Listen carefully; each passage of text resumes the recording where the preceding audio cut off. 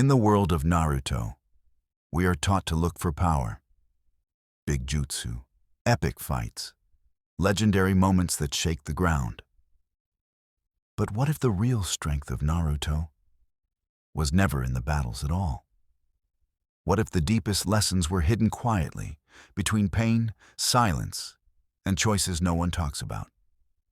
Tonight, we are not revisiting the story you already know. Tonight, we are uncovering the hidden moral lessons in Naruto. The ones most fans missed. The ones that only reveal themselves when you look beyond chakra and blood. Listen carefully, because these lessons were never meant to be obvious. Naruto begins as a story about an outcast, a loud, annoying boy chasing attention. But beneath that surface lies the first hidden lesson. Loneliness is not created by being alone. It is created by being unseen. Naruto was surrounded by people every day. Villagers, teachers, children his age. Yet none of them truly saw him. They saw fear. They saw a monster. They saw a reminder of their trauma. And so Naruto learned something painful very early in life. If the world refuses to see your heart, you will scream until it does. That is why Naruto was loud. That is why he caused trouble. Not because he wanted chaos, but because silence hurt more. The hidden lesson here is simple, but heavy. People who seek attention are often seeking acknowledgement, not praise. Naruto teaches us that ignoring someone's pain does not make it disappear. It only makes it louder. As the story progresses, we meet Sasuke. Cold, distant, consumed by revenge. Most fans see Sasuke as a symbol of hatred, but Naruto presents a deeper truth. Trauma does not always cry. Sometimes it goes silent. Sasuke did not lash out like Naruto. He withdrew. He isolated himself. He built walls instead of shouting for help. Naruto and Sasuke represent two responses to pain. One screams, one freezes. Neither is wrong. Both are suffering. The moral lesson here is uncomfortable. Pain has many faces, and judging someone's behavior without understanding their wounds is the easiest way to become cruel without realizing it. Naruto never gives us a perfect victim. It gives us broken people, each coping the only way they know how. Then comes the Chunin exams, a tournament meant to test strength. But hidden beneath the spectacle is another message. Competition does not reveal who is strongest. It reveals who is desperate. Gaara is introduced as a monster, a child who kills without hesitation, a walking nightmare. But the truth slowly unfolds. Gaara is not evil. He is empty, loved by no one, feared by everyone, raised to believe his existence only had value through death. Here, Naruto delivers one of its darkest lessons. When love is replaced with fear, violence becomes language. Gaara was not born cruel. He was taught that pain was proof of existence. And when Naruto reaches him, not with force, but with understanding, the cycle breaks. The message is clear. Empathy is stronger than domination. Always. As the series grows darker, we are introduced to the Akatsuki, villains, terrorists, enemies of the world. But Naruto does something rare.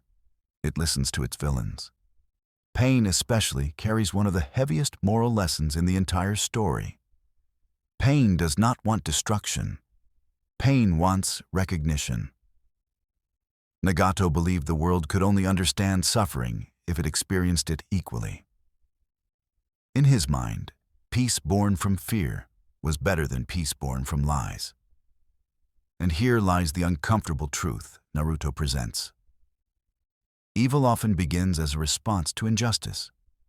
This does not excuse the actions, but it explains the origin. Naruto asks a dangerous question. What if villains are not born from hatred, but from unanswered pain? And if that is true, how many villains are we creating every day by refusing to listen? One of the most overlooked lessons in Naruto is about failure. Naruto fails constantly. Academy exams, missions, training. Yet he never stops believing, not because he is talented, but because he is stubborn.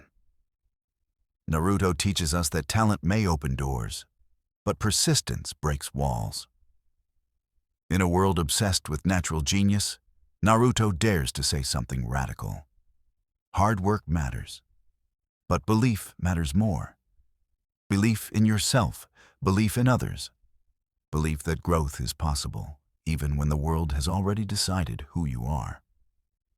Another hidden lesson lies in mentorship. Jiraiya was not a perfect teacher.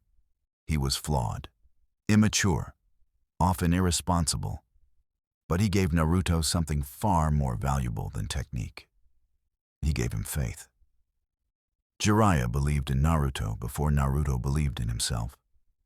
And when Jiraiya dies, the lesson becomes painfully clear. A teacher's true legacy is not what they teach, but who their student becomes. Naruto carries Jiraiya's will, not his power. And that is the point. Naruto also explores the morality of revenge. Time and time again, characters are given a choice: continue the cycle or break it. Revenge is portrayed as understandable, but never fulfilling. Sasuke achieves his revenge, and it does not heal him. Because revenge answers anger, but it does not answer grief. Naruto's message is subtle but strong. Justice driven by hate creates more victims than peace. Breaking the cycle does not mean forgetting the past. It means refusing to let the past control the future. One of the darkest lessons comes from Itachi Uchiha, a character misunderstood by almost everyone around him. Itachi sacrifices his reputation, his family, his life, all to prevent war. The moral question Naruto raises here is terrifying. Is it right to become a villain to protect the world? Itachi chooses burden over recognition, hatred over praise, isolation over comfort. And Naruto does not give us an answer. It only forces us to sit with the weight of the question. Sometimes, doing the right thing means being hated for it. Another lesson most fans miss is about identity. Naruto is a Jinchuriki, a container, a weapon. But he refuses to let that define him. Naruto teaches us that labels are imposed, not earned. Who you are is not what you contain, but what you choose to become. This lesson echoes throughout the series. From Neji breaking free from destiny, to Rock Lee redefining strength, to Hinata finding courage in kindness. Naruto repeatedly tells us that fate is a suggestion, not a sentence. Perhaps the most powerful hidden lesson is about forgiveness. Naruto forgives people who do not deserve it. And that makes many viewers uncomfortable. But Naruto is not saying forgiveness erases wrongdoing. It says forgiveness frees the one who carries the hatred. Holding on to anger feels powerful, but it is heavy. Naruto chooses to put it down, not because it is easy, but because it is necessary. As the series ends, Naruto does not become Hokage because he is the strongest. He becomes Hokage because he understands people, because he listens, because he remembers pain. Naruto's final lesson is quiet, almost gentle. True leadership is not about control, it is about responsibility.